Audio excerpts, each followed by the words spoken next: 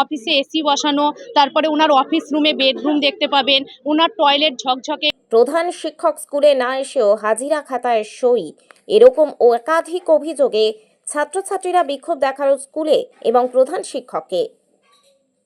Sandeshkhali Sarberia high স্কুলের ঘটনা। সন্দেশখালীর এই সরবেরিয়া হাই স্কুলের বিরুদ্ধে একাধিক অভিযোগে আজ স্কুলের ছাত্রছাত্রীরা এবং স্কুলের অন্যান্য শিক্ষক শিক্ষিকারা সহ অভিভাবকরা বিক্ষোভ দেখালো প্রধান শিক্ষককে ঘিরে এবং স্কুলের মধ্যে।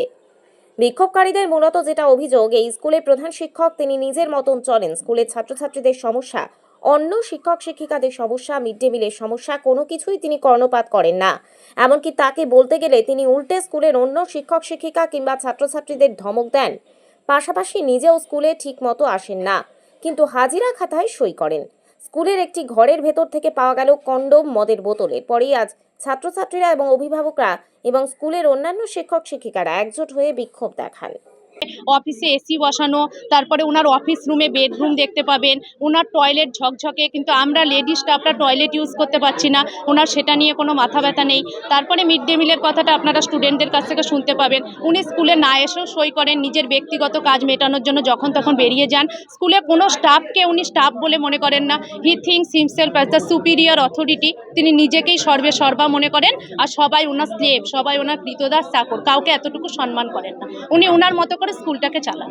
স্কুলে উনি পার্সোনাল বিলাসবহুল কক্ষ তৈরি করে রেখেছেন, এসি রুম, যে রুমে বিড়ি সিগারেটের খণ্ড ভর্তি, খাওয়া মদের বোতল পাওয়া গেল।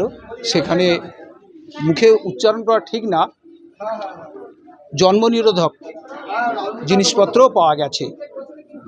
এইসব আরও প্রচুর ওনার নামে শোনা যাচ্ছে। উনি ভালো ইংরাজিও বলতে পারেন না, লিখতেও পারে না।